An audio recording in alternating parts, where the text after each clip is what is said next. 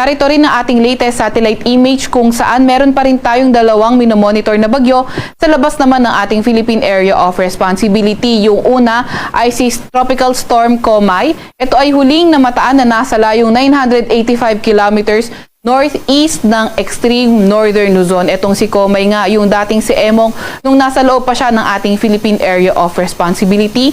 Yung pangalawa naman ay si Typhoon Krosa, and as of 3 p.m. ito ay nasa layong 2,455 kilometers east-northeast ng extreme northern Luzon. Itong dalawang minomonitor nga nating mga bagyo ay mababa ang tsansang pumasok ng ating Philippine Area of Responsibility. Wala naman itong direktang epekto sa kahit na anong bahagi ng bansa. Gayunpaman ay napaiiral nga nito ang southwest monsoon o habagat na nakakaapekto sa ating kapuluan. At itong southwest monsoon, asahan nga natin na magdadala ng occasional rains sa lugar ng Ilocos Region, sa may Batanes, Babuyan Islands, Zambales, Bataan, Benguet, pati na rin sa may Abra. Kaya yung ating mga kababayan na inuulan noong mga nakaraang araw pa ay pinag-iingat sa mga banta o pagguho ng lupa.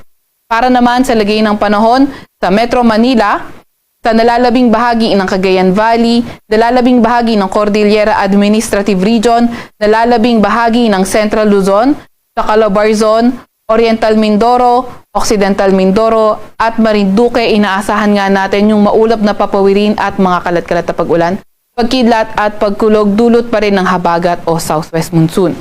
Sa nalalabing bahagi naman ng ating bansa, inaasahan naman natin yung mas magandang panahon, bahagyang maulap hanggang sa maulap na papawirin at may mga pulupulong pag-ulan, pagkidlat at pagkulog.